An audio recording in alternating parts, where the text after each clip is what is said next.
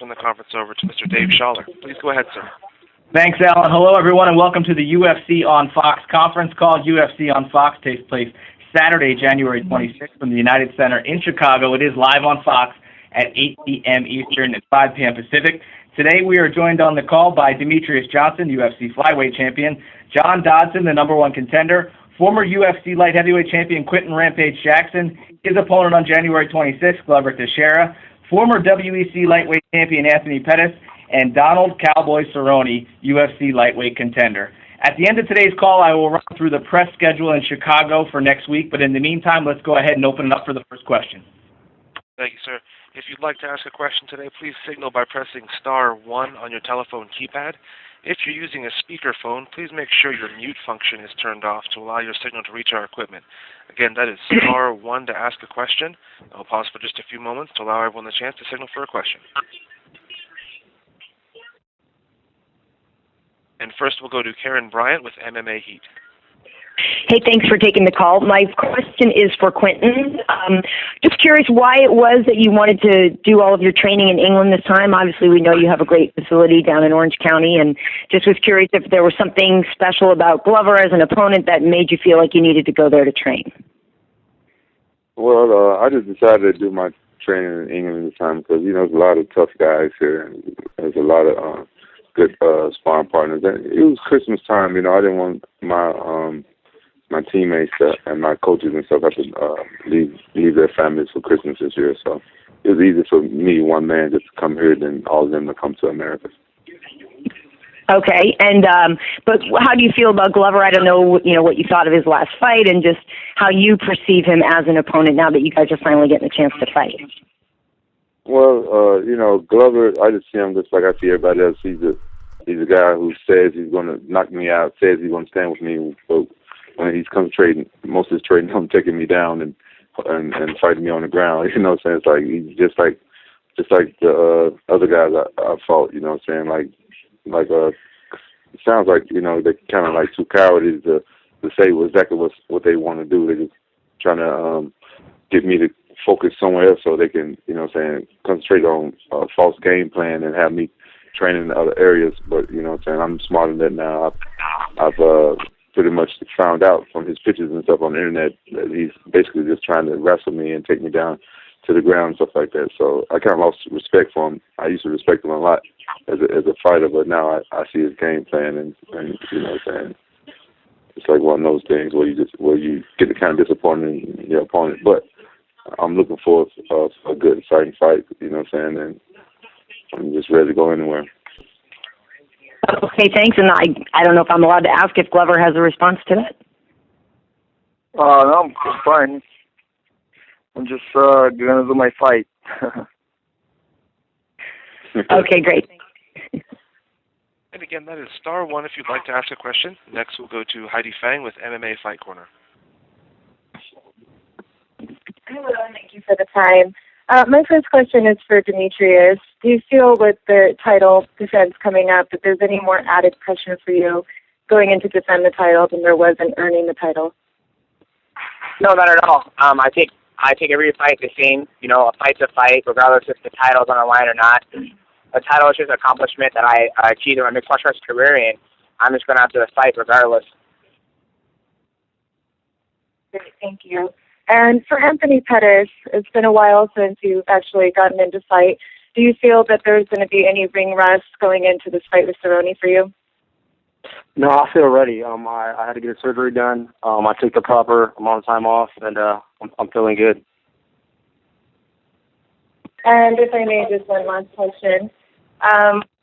When you came into the UFC, you actually had the decision to wait for the winner of Edgar Maynard 3, or instead you went in to fight Guida. Do you ever wonder about that decision and wonder if you made the right choice?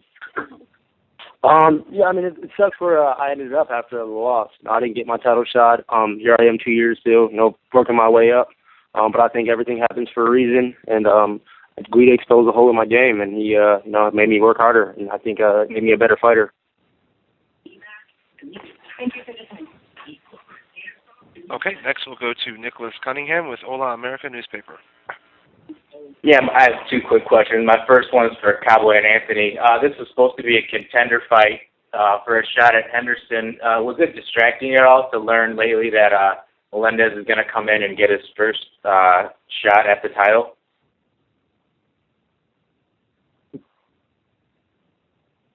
No, I mean, for me, I'm not worried about title shots right now. It's a year off. For me, I'm just worried about getting W's on my belt. So the title shot's going to come when it's supposed to. I got a tough, dangerous opponent in front of me, and I'm concentrated on that. Exactly. How do you feel about it, Cowboy?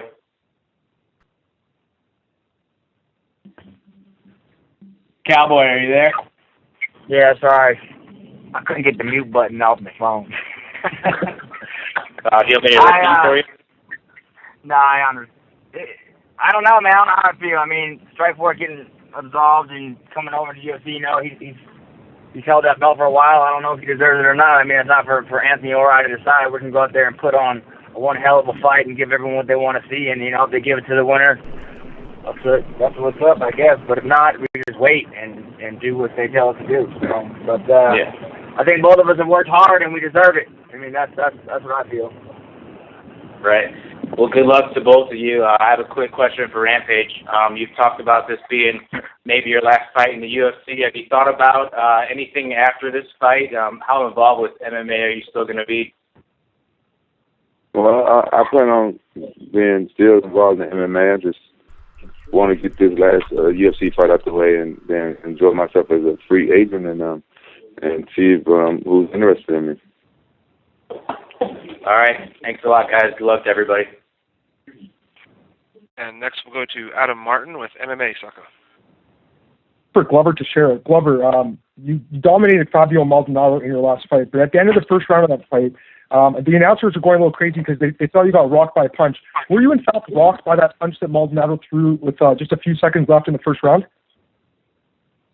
Yeah, of course. I mean, you get the guys hurt and he coming back. That guy's super tough and give all the credit for him. He keep fighting all the way. I mean, he keep getting beat and keep fighting. So yeah, he's surprised a little bit, but keep my composure and finish the fight. And Glover, one more question for you. Obviously, Rampage Jackson's one of the best fighters in the history of the sport, and he's a former UFC champion. If you defeat Rampage Jackson, UFC on Fox 6, will you be asking for a title shot against Jon Jones? I don't think about that right now. I just think this fight coming up, a very tough fight, and training really hard, man, trying to put up a great fight for the fans, and, people get to know me and everything else, but I really don't think of the next fight. This is my next fight right now. It's January 26th. And just one more for you, actually. How has Chuck Liddell helped you prepare for Rampage Jackson? Chuck always helped me from the beginning, always help him for his fight, and he's come down, he's helping me a lot with wrestling, with the striking time. And Chuck, he's also a great coach. He was a great fighter, and he stopped fighting now. He's a great coach, man. He got lots to show, and everything. Thank you, Glover. All right. Okay, and again, that is *1 if you'd like to ask a question. Next, we'll go to Jeffrey Harris with 411mania.com. Thank you all for joining us today. First question for John Dodson. What is it like to be here right now and on the verge of being in your first main event ever, fighting for a UFC title? Man, that's awesome, to tell you the truth. How many people can sit there and say they're going to their main event and the third fight in the UFC and being only in the UFC for it's a great feeling. I'm blessed to be here, and I want to make sure I can put on a good show. I want to make flyweights known all across the world right now if they get booed. Next question for Anthony Pettis. Does it upset you at all about what Cerrone has been saying leading up to this fight? He says you've been running scared for the last 2 years, and you've been trying to ride the gravy train of beating Ben Henderson when you've been dealing with injuries for the last year. Does that bother you at all, what he said? Yeah, man, it's frustrating. I mean, I'm stuck on the sidelines. I can't really take fights. I had a surgery. Took a while to recover. I want to fight. I mean, I come here to fight. I took a fight when I didn't have to against Guida. I mean, I'm not a guy that runs ever. I mean, I'm not afraid of anybody in the division. I'm going to fight everybody in the division. So, for him to be calling me out while I'm injured, I mean, it sucks. But the contract time. We're fighting in 2 weeks, so I mean, we had to sell the fight. The fight sold. Fans want to see it. I'm excited to be part of it, and we're going to bang when it comes to 26. He also said earlier this week that if you try and jump off the cage and do a Showtime kick again, he will grab your ankle and ragdoll you like Hulk did to Loki in the Avengers. What do you think of that? I think that's pretty funny. I mean, that's funny and clever, but no, everybody knows what my style is and what I'm going to do. Try to stop it. I mean, they know I'm a flashy fighter. They know I got crazy kicks. I'm good everywhere, and they just got to stop it. So he can say anything he wants to say, but on the 26th, we're going to see what happens. Thank you very much. And next we go to AJ Perez with FoxSports.com. It's for Cowboy. What kind of fight do you expect out of this? Everybody's looking at this fight as being one of possibly the most exciting fights we'll have this entire 2013. Do you expect this to be kind of a back and forth? Do you expect this to be kind of one of your trademark fights that are kind of not only competitive but for the fans pretty entertaining?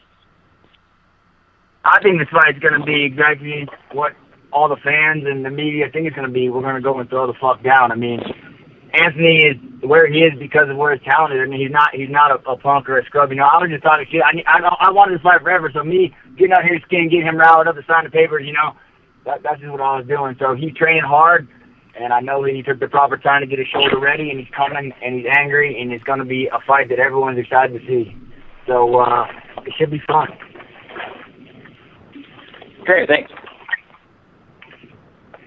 And next we'll go to Steven Morocco with MMAJunkie.com. Hey, Quinton. Have your reasons for wanting to leave the UFC changed at all since you first made the decision? No, my reasons for wanting to leave the UFC are still the same. So it's Joe Silva's matchmaking, fighting wrestlers, and... You say what? So is it primarily about Joe Silva's matchmaking, fighting wrestlers, getting held down, that kind of stuff? No. That's just one. This is one of the reasons. It's not my primary reason. This is just me making sure I talk crap about Joe Silva's matchmaking. What is the primary reason? Is it about money? No, it's not. Nothing about money. I've done this interview several times before. I don't. So I really don't want to go into it. But I can say. I have a new reason. I'm sponsored by Reebok now, and the UFC said I'm not allowed to wear Reebok in the cage when I see other fighters sponsored by Nike and stuff. Why can't I have Reebok? Just stupid stuff like that. But no, it's not just about money. It's about respect.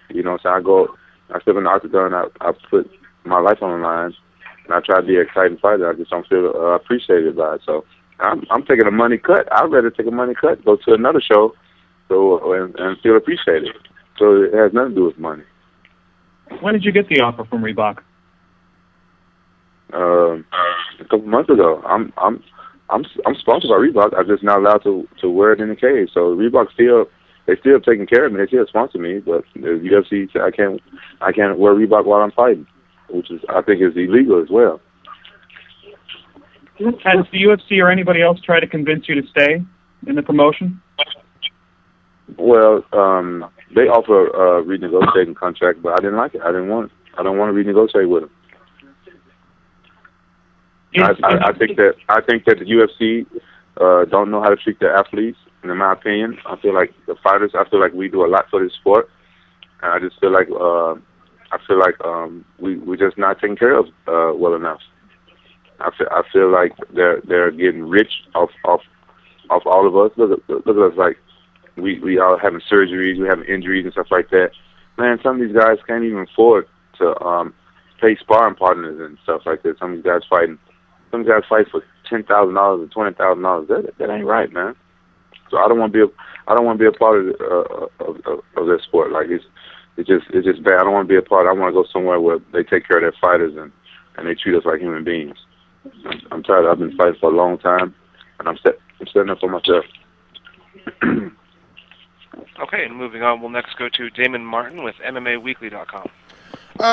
First of all, I'll start with John Dodson. John, obviously you've been around this sport for a long time, but you're finally getting into a main event fight like this. But a lot of the attention is going to be on the fights underneath you. But do you feel like this fight with Demetrious is your chance to really showcase the flyweights and kind of steal the show away with your performance? Of course, I'm looking to double bonus there. Oh yeah, I know I got to get that fight tonight for sure, and then try to get anything else I can get as a backhand. And a quick question. Well, John, you better fight on a different card. You think you're gonna get fighter tonight, you little mother. Listen, Cowboy, I'm gonna get it. Don't even sit there trying to hate on me. I don't know why you don't sit there and think you can. You better fight on a different card. You're gonna get that, boy. Look, you go out there, you do your job against Pettis, and me and Demetrious are gonna make sure we can get that fight tonight. Right. One quick question for Rampage. Rampage, I know there's been a lot of attention with the you leaving the UFC, but it seems like going into this fight, looking at your Twitter, it seems like you've tried to stay very positive. You've put out a lot of positive messages through Twitter. I mean, has that been your attitude to try to stay away from the negativity going into this last fight? Right, I haven't been happy with the UFC for a long time, and it turned me to a very negative person. And I just want to be a positive person, and that's the first thing I do. I got to get rid of all the negativity out of my life. I got rid of a lot of negative friends, even some negative family members. And I'm getting rid of the UFC out of my life because they're very negative. And there's a negative output to me. So I just want to be a positive person and be a positive role model for my kids and for other young people coming up. So I just want to have a positive life. So yeah, I'm being very positive no matter what the outcome is on January 26th. I'm going to be happy with everything because I've trained very hard and I've trained to destroy blood. I train in every aspect, on the ground, wrestling, stand-up, everything. I train to destroy them and then leave the UFC with a positive note and go on with my life and let the UFC be my past. And one question for Dave Schaller. Dave, if you happen to know, next week in the commentary team, do you guys know who that's going to be yet? I'm sorry, say that one more time, David. For the UFC on Fox show, do you know if John Anik is going to do the commentary with Rogan or who the commentary team is going to be for the show? I don't have the answer for you at this time, Damon, but I will get you an answer as soon as possible. Thank you very much. Okay, and once again, that is *1 if you'd like to ask a question. Next, we'll go to Tim Marchman with Deadspin. Hey, how's it going, guys?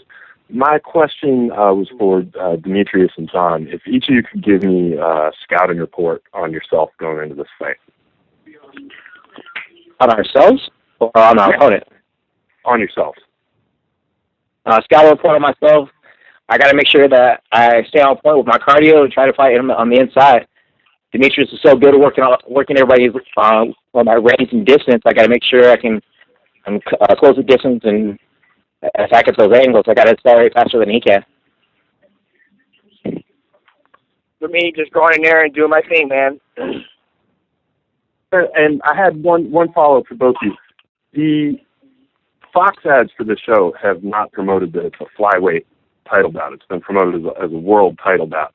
Do you feel you got to kind of go out there and show them through for the division and put the name out there, or do you just kind of let that roll off your back? I let that roll off my back because... Oh, go ahead. Sorry about that. No, go ahead, buddy. I was like, nah, for them not sitting there saying flyweights, it's for a world title, and that's what they should be advertising. It's a world title fight. You should put two world-class athletes in there, and that's all that really matters, no matter what weight class we are. Yeah, for me, it doesn't matter. At the end of the day, I'm still getting in there to fight, and if they want to advertise on just UFC on Fox 6 or whatever, or UFC on Fox 6, Showtime versus Cowboy, doesn't matter to me. At the end of the day, I'm still getting there to fight. Hey, fair enough. Thank you. Okay, next we'll go to Tom Yo with FifthRound.com. Hey, I have a couple questions for Rampage. Rampage, to touch on that Reebok situation, could you clarify what reason the UFC gave you as to why you can't wear Reebok in the octagon? I think the answer my manager gave me wouldn't be fair for the other sponsors. I don't know. That's all I heard. And as far as Reebok goes, obviously they're probably disappointed because they are paying you. Did they give you a response to the UFC's decision? They down with me anyway.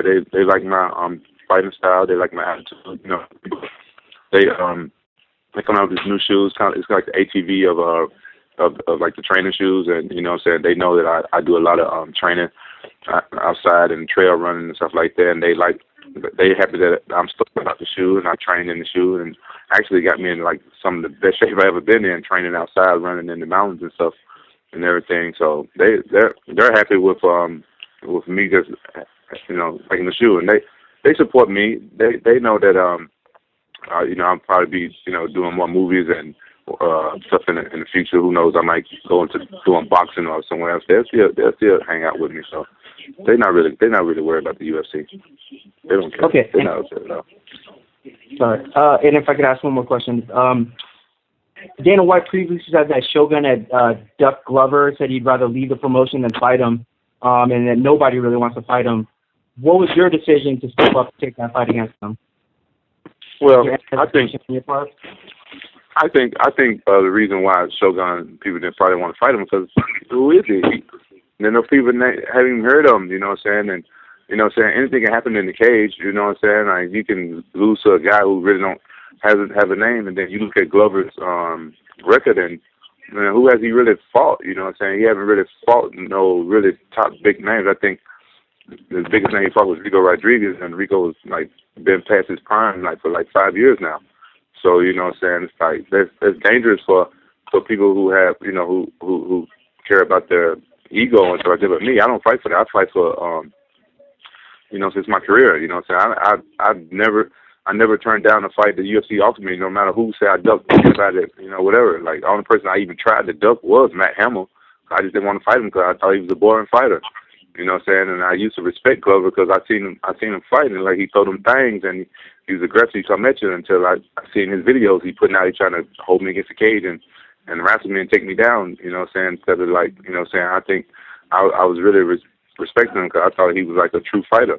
You know what I'm saying? So I'm game to fight anybody. I don't care. I don't fight to have a pretty record or nothing like that. I pay my bills with you know what I'm saying? This I pay my bills. So that's probably why Shogun didn't want to fight him because he probably he don't respect him. Like who has this guy fought? Like Shogun probably feel like he don't deserve to even to fight him in UFC. But me, I don't care. I'll fight anybody.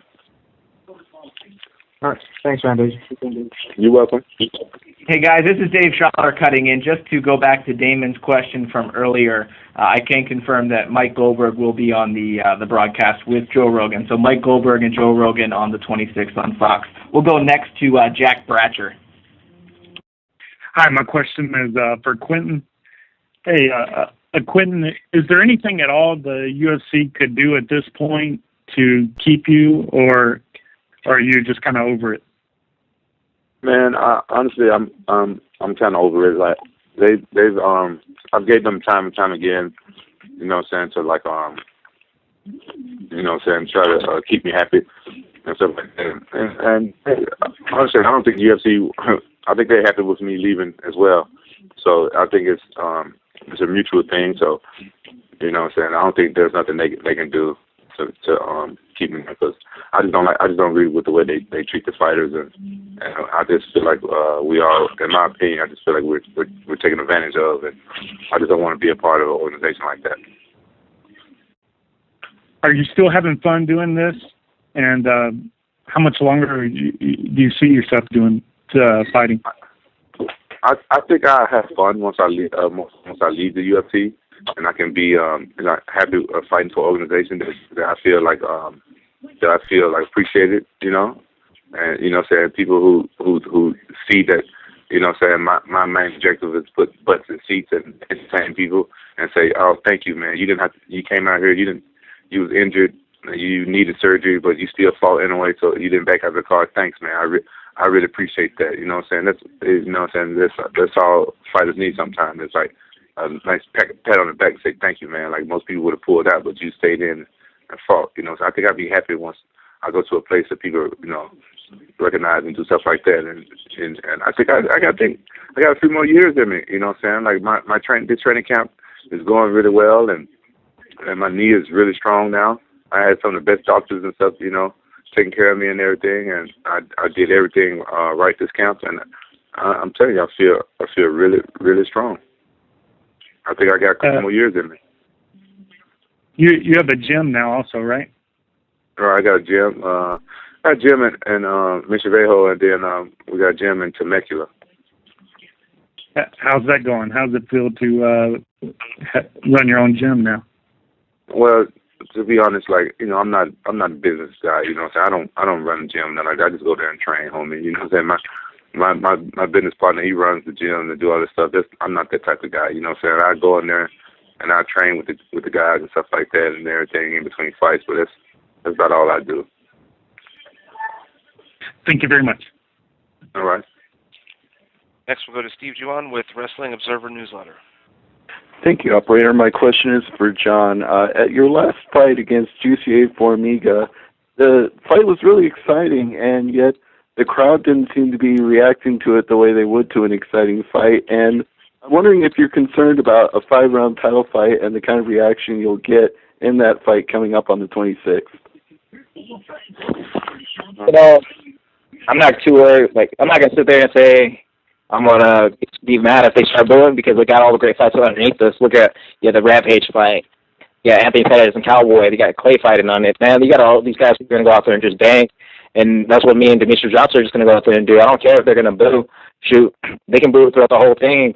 And I'm going to still out there, go out there and just fight.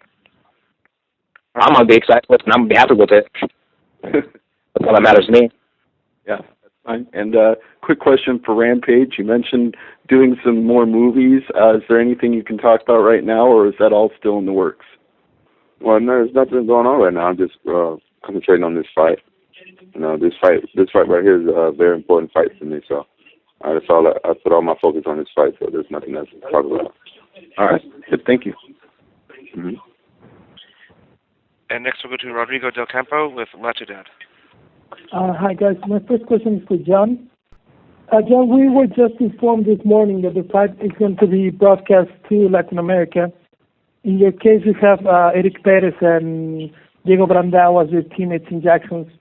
How do you feel about a flyweight fight being good in the States, but now being broadcast all over the world, and especially in Latin America, where there's a tradition of smaller, admired fighters?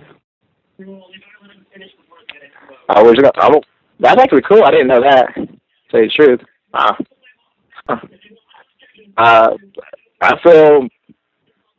don't know. To tell you the truth, that's cool that it's going to be broadcast. But why wait to see that we're going to be put on a greater show and we can be part of the main events. We can hang with the big dogs, I guess. Okay, and for Demetrious, with the fight being broadcast in Latin America and with other territories in the internationalization of the UFC, like Asia, where smaller fighters are admired, is this the route you feel the UFC has to take with smaller divisions from now on? Yeah, absolutely. I'm trying to answer the best that I can because you kind of broke a little bit, but yeah, I'm excited. I think the UFC is doing a great job, promoting the lighter weight division, especially the flyweight, and be able to give us, this main stage on Fox on national television is just another step in the right direction. Okay, thank you, guys. All right, and next we'll go to Corey Smith with MMANonstop.com. Hey, guys. Thanks for the time. First question is for Cowboy. You recently spoke about becoming a professional wakeboarder in your off time. Do you think that that'll interfere in any way with your MMA career as far as training or energy or anything along those lines? No, absolutely not. I don't think so. I do two hand in hand. I go train. My days off, I go on wakeboard and play, and it's just what I do to vent. Some people play video games or golf or whatever the hell they do. I like to get on the water and wakeboard, man. It's like working out and it's like training and it's all the things I like to do. So it's something I thoroughly enjoy, and no, I don't think it'll inflict my training at all. Okay, great. And my second question is for Rampage. When you run down your record, it's pretty much a who's who of MMA. Is there anybody that you want to fight that you haven't? And you spoke about maybe having a couple years left in you. What kind of challenges do you have left when you look back on a career that's as decorated as yours? Well, I never look at people and say, "Ooh, I want to fight." So I never been that type of fighter. You know what I'm saying? I always see my career as a career. You know what I'm saying? When an organization puts them up against me, I fight them. And what's your second question? what kind of challenges do you feel like you have, if you were to move on someplace else? I mean, obviously you've been here and done everything, pretty much possible in the UFC. What kind of challenges do you feel like outside you might have with the, next couple of years? Well, you know what? Honestly, it's like I put my time in. I did my thing. I feel like, I just want to entertain people, So I think my next challenge is, if I go somewhere else, I want to be very excited. Maybe I want to try some boxing and see if I can do some boxing or do some kickboxing and probably, my heart is with MMA. I like slamming people and stuff like that so wherever I go and stuff like that, but I think my challenge is like, I've done jiu-jitsu tournaments, wrestling tournaments, kickboxing fights, but I've never done boxing. I think that's probably my biggest challenge, to see if I can go and be a pro boxer and hang out. Hell, Kimmel Slice he's doing pretty good. I can do it. All right, great. Thanks for the time, guys. Mm-hmm. Okay, and next we'll go to Scott Harris with the Bleacher Report. Hi, thanks. Two questions. First for John. What is if you visualize fights going in, what would you say is sort of ideal fight? And then the question for Demetrious is, you as the new champion, the first champion in the fledgling division here for the UFC. Do you think about your legacy, and what would you want that legacy to be? What would you want people to say about you maybe 5-6 years down the road?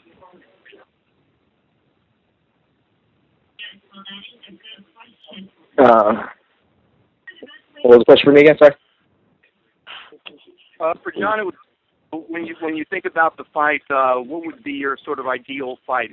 How would you see it progressing? What would your ideal sort of outcome be in terms of the manner of the result? Oh, just my hand being raised. That's all that matters. I just want to go in there and I visualize just my hand being raised. At the end of the night, it could be a bloody match, a good match, a quick one, long. I just want my hand raised. For me, my legacy, I don't think about that. I just think about training hard, staying healthy, and always evolving and better. And, 5-6 years down the road, I plan on still fighting and hopefully still being dominant. And, after my time's done, when I'm at the end of my career, just hope that everybody looks at me as one of the best flyweights in the world.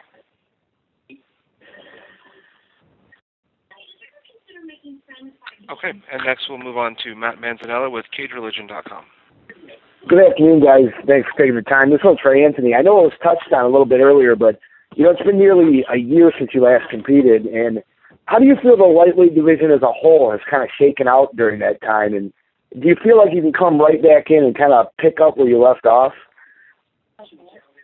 Oh man, yeah, a year off was a long time. I had the shoulder surgery I had to take care of. And the division has advanced so much. I mean, you got Cowboy out there winning 6 fights, fighting a whole bunch, and you got guys advancing, guys losing.